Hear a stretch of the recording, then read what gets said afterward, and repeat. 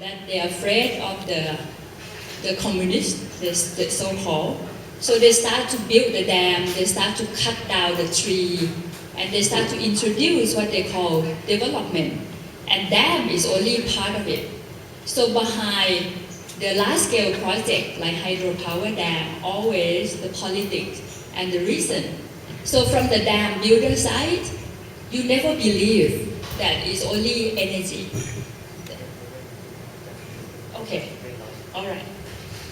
Cái ý của chị là cái lịch sử xây dựng đập ở Thái Lan thì nó không hoàn toàn là về liên quan về năng lượng, mà nó đằng sau đó là cả một cái rất là việc xây đập liên quan đến cái việc gọi là cái phong trào cái đối chọi giữa cái chính phủ Thái cũng như phong trào của những người cộng sản ở Thái Lan chẳng hạn, nó liên quan đến nhau. And of course, you know, the history of the dam building in the region or in one country linked directly with the history of the movement. No? And the movement is not only the movement against the dam, but the movement against what they are facing is bigger picture than hydropower dam, always. Okay. Okay, I prepared some photo for you, but I just would like to show you. I start from this. I think you all seeing the statement that from the local people that we are going to announce tomorrow. And of course, can we go back to the first page? This one, in this statement, you know, the local people of Macomb, back to September, they state very clearly that in the short history of the dam, in the past 20 years in this region, they faced lots of dams. The yellow thing that you cannot read is the name of the dam. You know, from Pak Moon Dam in Thailand, Yali 4 Dam in Vietnam, Nam Thơn 2 in Laos, Thơn Hin Boon, Sayaburi, and the dam that in China, 6 dams that already been built. It became this past 20 years history of the dam in this region, and people said we have enough. Only went back to the 20 years, they already learned enough, right? Actually back to the dam in Thailand, like Pak Moon Dam is even more than 20 years. So, yeah. And this is the Nam Ngum Dam in Laos. I just like to use this as an example. In Laos, the Lao government built Nam Ngum back to 1970. That's back to it's before 70s, right? In order to block the left wing from the northern part to come to Vientiane. So Nam Ngum have been built, not only the EIA, but nobody knows about this dam. The people only know about Nam Ngum Dam when the water came to the reservoir. So they have to run away from their own village like an ant when you pour the water into the glass. That's what happened with the politics back to 60, right?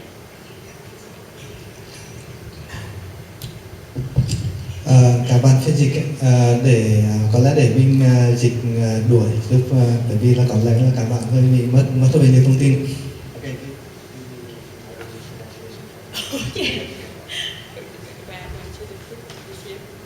Okay, so yeah, just this is also Nam Ngum. I will pass, no, about Nam Ngum. Đó là cũng hình ảnh của đập Nam Ngum.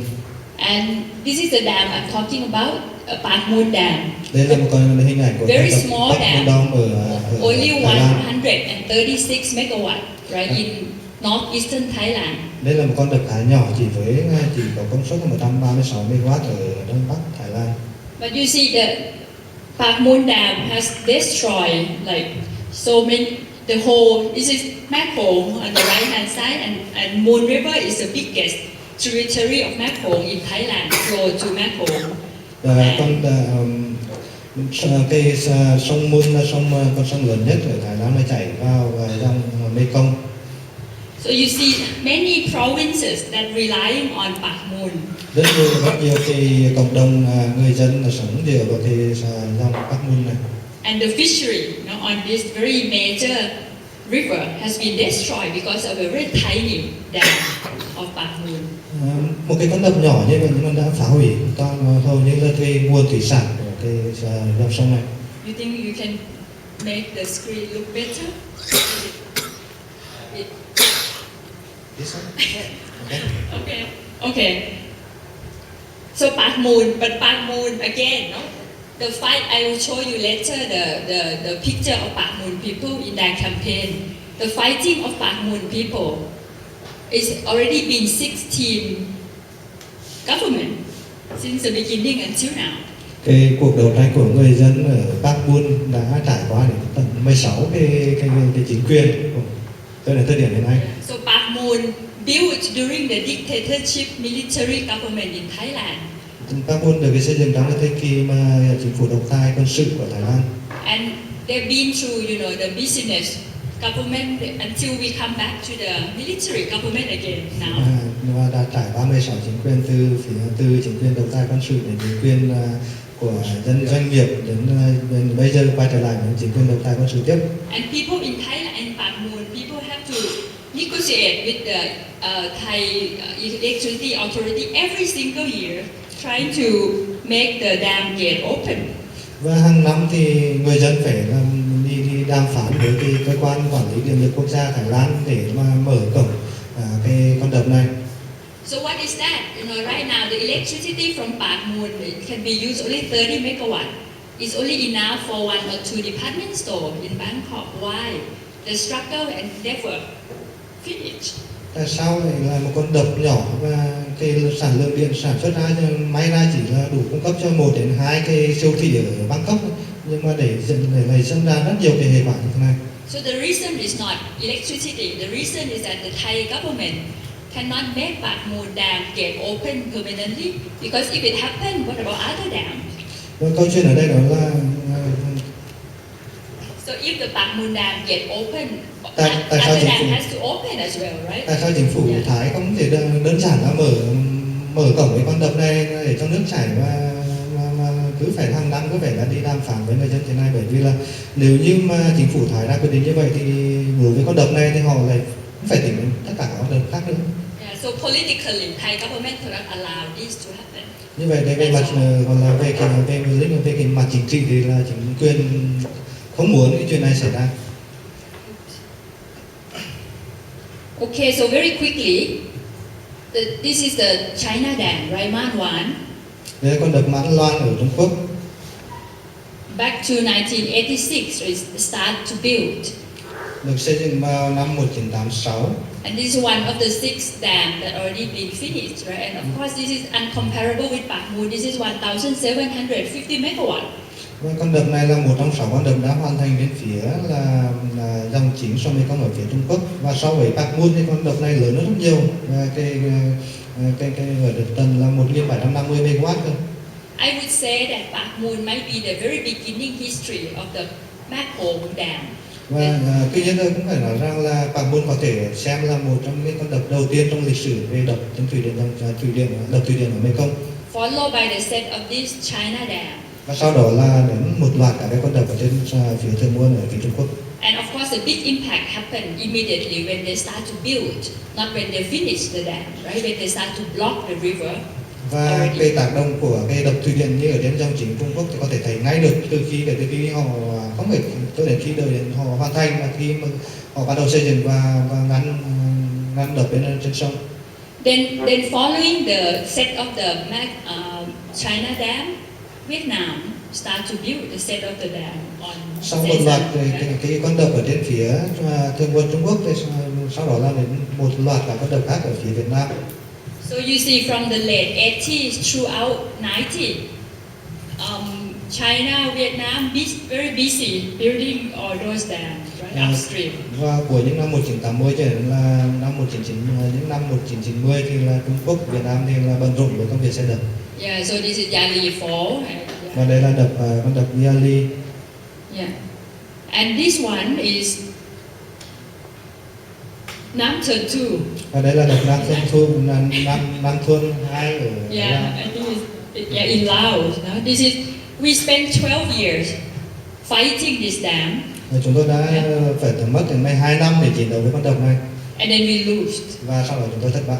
You know, I mean, the movement of the dam in Laos start with Nam Thuận too, right? Và cái phong trào mà để là về thủy điện ở Lào bắt đầu từ con đập Nam Thuận 2 này. Nam Thuận too, yeah. And Nam Thuận is the biggest tributary of Mekong in Laos. Và Nam Thuận là cái dòng nhánh lớn nhất ở Lào, nó chảy qua Mekong. So you see, Nam Thuận is built in the very, you know, is the what you call the ancient area of the forest called Nagai Plateau. Cái Nam Thuận, cái đập Nam Thuận này xây dựng ở trong một cái khu vực mà rừng nguyên sinh ở Lào, cao nguyên. I understand that finally it creates 630 square kilometers of the reservoir over there. Yeah, 630 square kilometers of reservoir. Cái con đập này tạo ra một cái khu vực lòng hồ đến tận rộng lớn 530 km². Without, and this is the area that you don't have studied yet. All the you know ancient animal and the plants in this very valuable plateau has not been studied yet, but the dam arrived first. Và những cái nghiên cứu về cái khu vực rừng nguyên sinh này, khu hệ động thực vật ở đây chưa hề được tiến hành, trong khi đó là đập đã được xây dựng. And the lower photo is the resettlement area of Nam Thuận too. Và cái hình ảnh từ đằng phía dưới đó là hình ảnh cái khu tái định cư của cái khu vực đập thủy điện Nam Thuận 2 này. So for the Lao government, Nam Thuận 2 is a milestone, is the beginning of that history of trying to be the battery of Asia. Và có thể nói là con đập Nam Thuận 2 này là con đập là đầu tiên trong lịch sử xây dựng đập thủy điện ở Lào, và như Lào đã từng chính phủ Lào tuyên bố là họ muốn trở thành một cái gọi là cái cục pin của châu Á, và đây có thể nói là cái khởi đầu, cái đập này là đập khởi đầu. And to understand the intention of the Lao government, you have to understand the history of World Bank.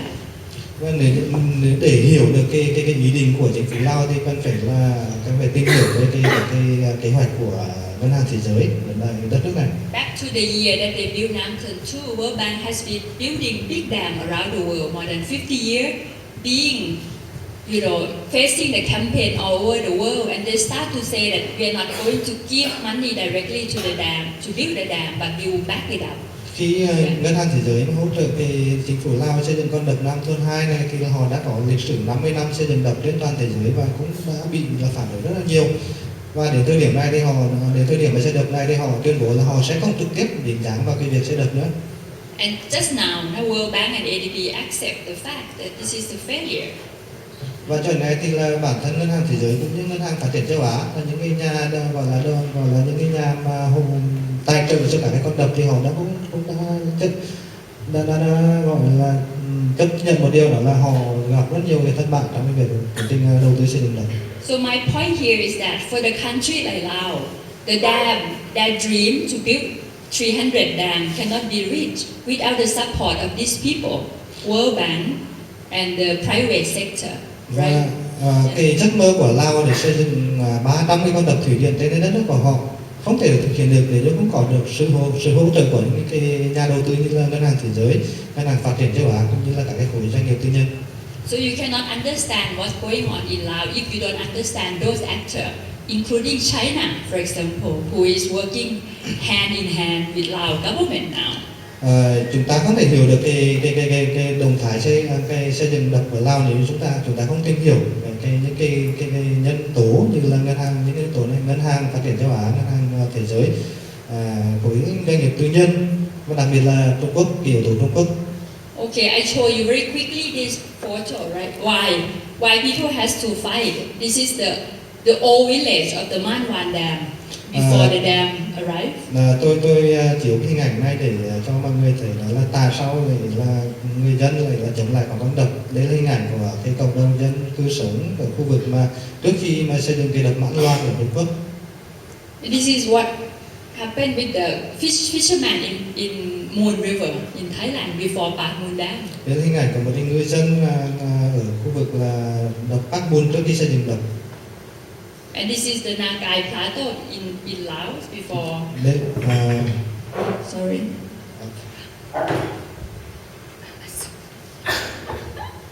What is that? Sorry. I'm not going to spend all the time. Yeah. Okay. So next. Đây là hình ảnh của cái cao nguyên Nagai ở Lào, khu vực xây dựng đập Nam Thôn 2. Okay, we have to do that. And this is on Cambodia, on the macro in Cambodia. Đây là ở phía dòng Mekong ở phía Campuchia. Also on Sesan Rồi dòng River Sesan. before Yali Fall. Sesan trước khi xây dựng cái đập Yali ở phía Việt Nam. Next. Yeah, it's also Sesan. Và cũng là ở khu đập Sesan. And you see, after Manwan Dam, people in China, in the area of Manwan, has no water to drink or no water for agriculture. Đây là hình ảnh ở cái khu vực mà sau khi xây dựng đập Mãn Loan thì bản thân người dân địa phương này không có nước để mà sử dụng cho sinh hoạt. And some of them ended up have to collect garbage, right, from the agriculture community, so they have no place to go. Một số bộ phận của cộng đồng thậm chí còn phải chuyển sang cái nghề là nhặt rác. And this is Sesan River, which is not a small river; it's a big and strong river. Đây là cái hình ảnh của con đập mà có cái dòng sông Sesan. Sesan không phải dòng sông nhỏ, mà dòng sông rất là lớn đổ vào cái dòng chính Mekong. Yeah, next. This picture show the erosion in Thailand. Đây là hình ảnh cái sói lở qua sông ở tại Thái Lan. After China Dam. Sau khi mà Trung Quốc xây dựng được cái con đập. Yeah, so next, Laos still, by I understand, but by 2020, they aim to sign the agreement to build around 200 to 300 dams. I saw that from the article. I don't know if it's true. Chính phủ Lào thì theo như thông tin báo chí thì đến năm 2020 họ có kế hoạch để xây dựng từ 200 đến 300 con đập. And next. And this picture is the Sesan Sekong Srepak, right? You see all the dots are the dam already built, about to build. It's packed with the dam. Ở đây hình ảnh của ba con sông Sesan Sekong Srepak, sông chảy ngược, và con sông chảy ngược từ phía Việt Nam sang cái Lào và Campuchia và đổ vào sông Mekong. Thế nên là Việt Nam chúng ta mặc dù là quốc gia hạ nguồn, nhưng mà trong trường hợp ba con sông này thì chúng ta quốc gia thượng nguồn. Okay, next please. And our Mekong Dam, don't have to say. Đối với cái trên sông dòng chính sông Mekong còn lại không cần thiết phải nói nữa. Right, 13 dam is planning, and China try to finish that 8 dam, and if it's possible, they want to go 15 dams, if possible. Phía Trung Quốc họ kế hoạch là 8 đập, đã hoàn thành 6 đập, mà họ còn thậm chí còn muốn lên kế hoạch xây dựng tiếp để lên con số đến tận con số là 15 cái đập. Next, please. And Amy already talked about Dansa Home. I will pass here. Tôi sẽ bỏ qua phần này bởi vì chị Amy đã nói về con đập Don Sông rồi. And so that's the question: why people are not fighting? They have to fight it, right? With all this problem, it's too urgent, too much. Những cái hình ảnh cũng như những cái thông tin tôi vừa nói này nói lên một điều để giải thích một điều là tại sao người dân lại phải chống lại con đập. So since 2008, we recognize that the macro mainstream is happening. Start with Dansa Home, right, back to that year. So the campaign, Dansa Home first, back to 2008. Then after almost 2 years of campaign, it's gone. Then slavery came out. Cái cuộc chiến với cái thủy điện dòng chính sông Mekong của các tổ chức như chúng tôi có lẽ bắt đầu từ năm 2008 khi mà có thông tin là đập Don Sông sẽ được xây. Tuy nhiên sau đó 2 năm thì thông tin về Don Sông không còn nữa, và thay vào đó là con đập Seburi. Also this is already gone. Now Lao government stop allow people to catfish in Husahong like this. Đây là cái hình ảnh mà người dân bắt cá là cái dòng Husahong ở cái chỗ mà định xây dựng đập Don Sông, và hình ảnh này thì bây giờ không còn tồn tại nữa bởi vì là chính phủ Lào đã bắt đầu là tiến hành xây dựng và cấm người dân đánh cá khu vực này. I understand that the governor of Champasak province in southern Laos sent people went around begging these fishermen to say that please allow us to build Dansa Home. Let's build it for our ex-leader of the country, Mr. Kamtai Siphandon. His son is now the governor of this area.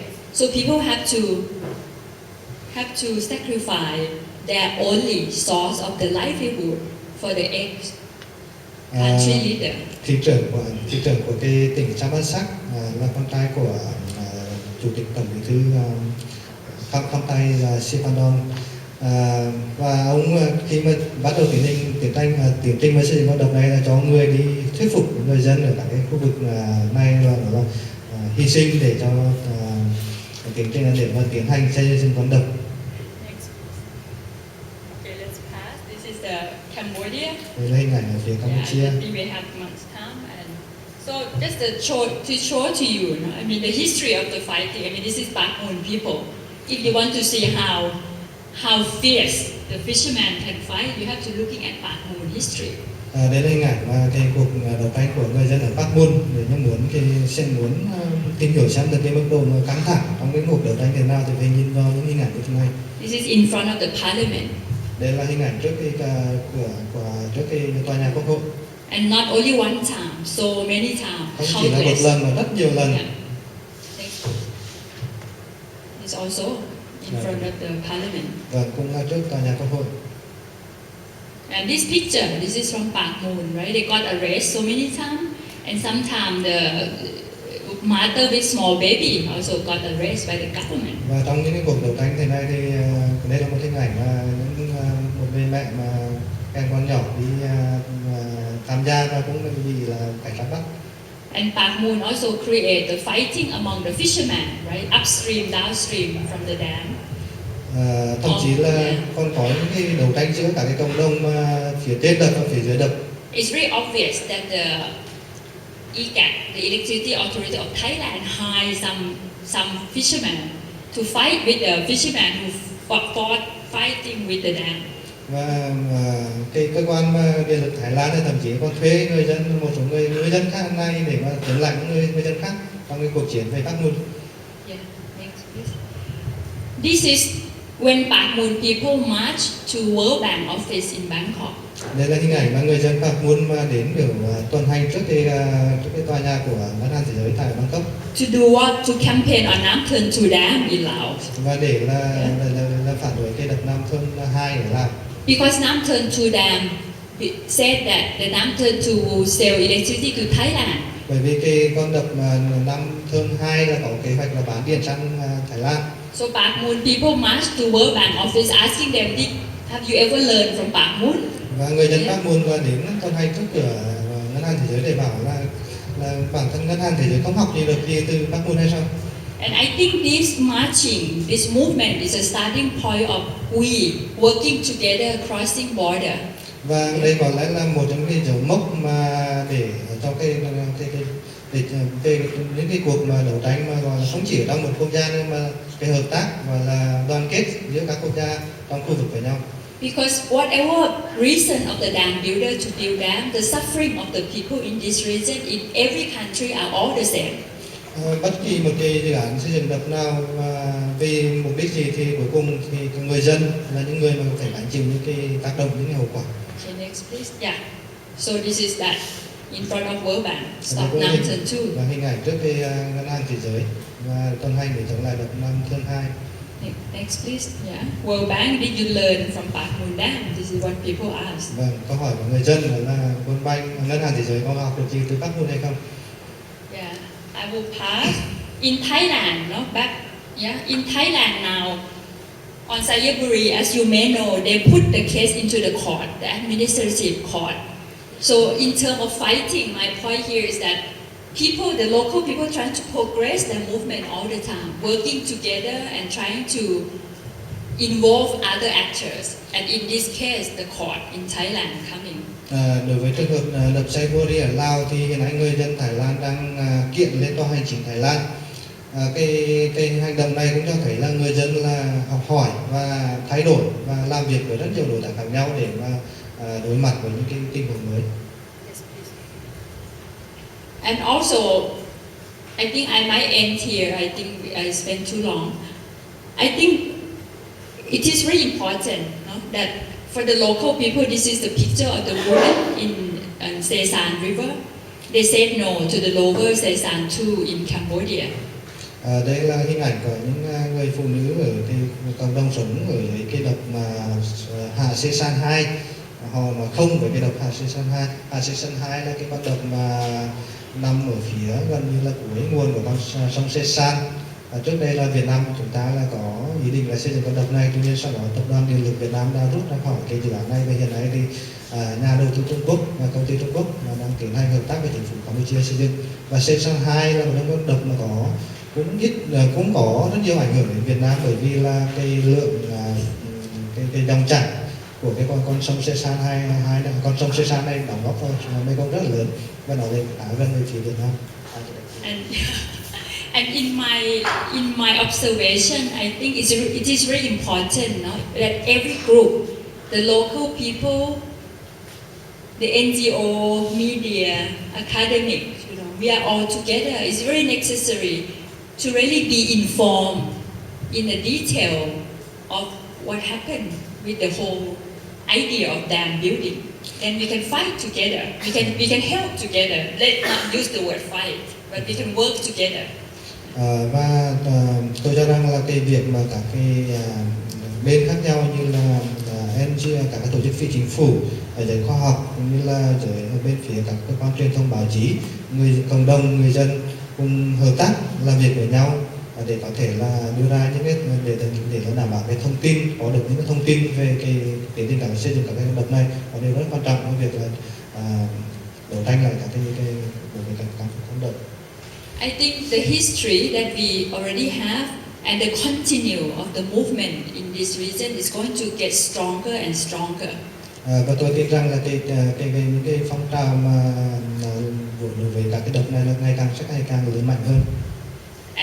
And to us, it's very important to see that the local people being informed about all this situation, and they start to join all of us, right, to work on this. Điều quan trọng đó là những cộng đồng người dân bị ảnh hưởng là có được thông tin, biết được những cái ảnh hưởng, tác động, và cũng tham gia vào cái tiến trình ra quyết định. And I think tomorrow you will hear from them. Và ngày mai thì tôi nghĩ là các anh chị sẽ được nghe thêm từ phía cộng đồng người dân, từ các quốc gia trong lưu vực sông Mekong. Thank you. Rất cảm ơn.